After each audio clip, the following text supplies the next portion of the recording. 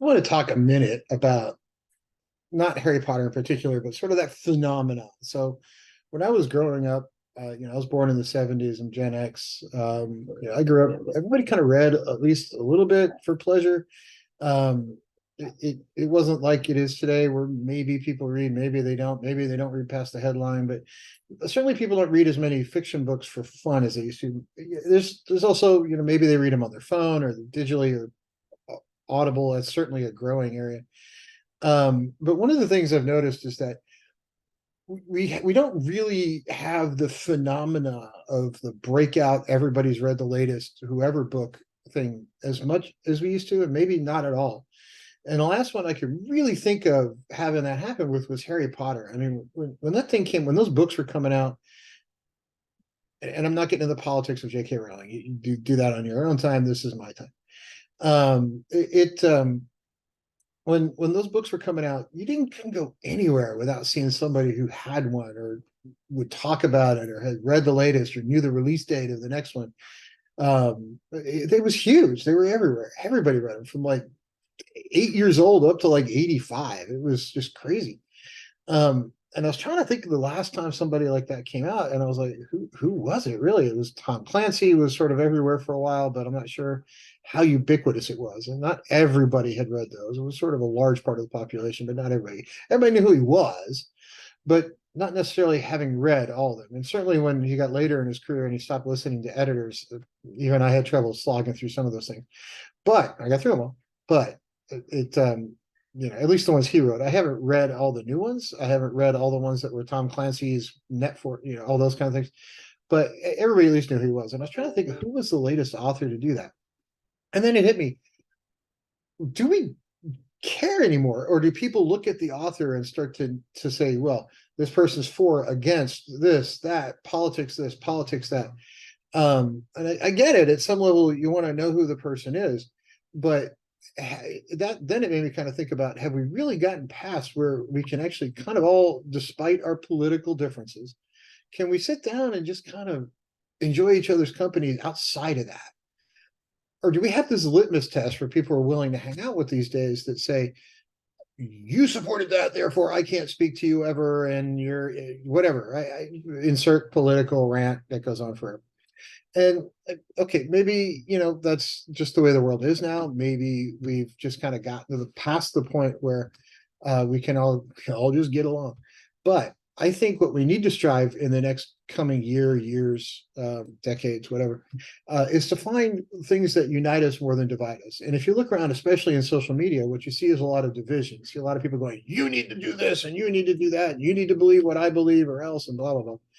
And quite frankly, kind of what makes life interesting to me is that not everybody has the same set of beliefs. And I'm not going to really hang out with eternally angry people. I kind of divorced one of those. So, for me, a lot of it is about a lot of reading is something that brings me joy.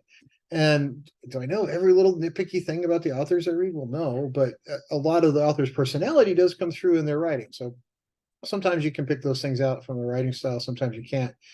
And I've written a number of books, so say what you want about my books, but it certainly they do come from me. They come from my brain. They don't necessarily come from the thought of, I'm going to go engineer some story to prove some political point. That's not usually in fact, I've never done that. And I probably never would, because my political views and my political philosophies are a lot different than most people's. Not extreme, they're not bizarre. It's you've got the left side and the right side of the equation, and you've got, hey, let's just pull bits from both sides and kind of come to an agreement in the middle. And not getting into anything more than that, other than let's solve the problem and stop arguing with each other. And personally, I think we sort of are trying to solve some of the wrong problems anyway, but that's a whole other story. My point is that when it comes to fiction, when it comes to movies, when it comes to books, do we really sit down and just try to enjoy the story now, or do we look for that nuance and try to figure out why there's some political rant going on, or why they're trying to force feed some belief system into us? And maybe it's always been there and I just didn't notice, but I think that kind of gets pronounced more and more these days, and we kind of do this litmus test for authors. And And we do this litmus test for actors and say, oh, I can't go to the movies because, and I, is it the right thing to do, really? Or can we just sometimes turn that part of our brain off for 10 minutes and sit down and enjoy a show? Turn that part of our brain off for 2.5 hours and just sit down and enjoy the show. Because I've seen some actors that I think are fantastic actors who believe things that I would never in a million years agree with them on. That doesn't mean I don't enjoy their art. You certainly some of the fantastic oil painters in history, some of the fantastic painters. You see things hanging in museums in the Louvre. Some of the most famous artists on the planet that ever walked the planet um, were pedophiles. They had all kinds of huge problems. That doesn't mean they didn't have something to offer. That means that part of their life should have been something that people, fixed. Right? They shouldn't have done those things. Absolutely, disagree with those things completely. But that doesn't mean their art is terrible, and I'm not going to enjoy that art.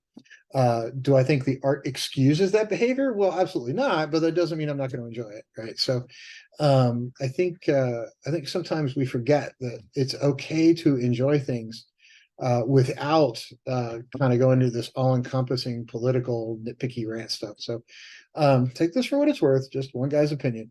But I'd like to find something that we can all unite behind again as a country and possibly a world. But and I'm not saying my books are ever going to stand up to the J.K. Rowling test where they sold more than Stephen King's books ever have. But I think we can all agree that at least for a time, everybody was into it. Right? And is there anything in the last 20 years that we've all been into at the same level? I mean, Hunger Games to a certain extent, but not nearly at the same level as the Harry Potter world was.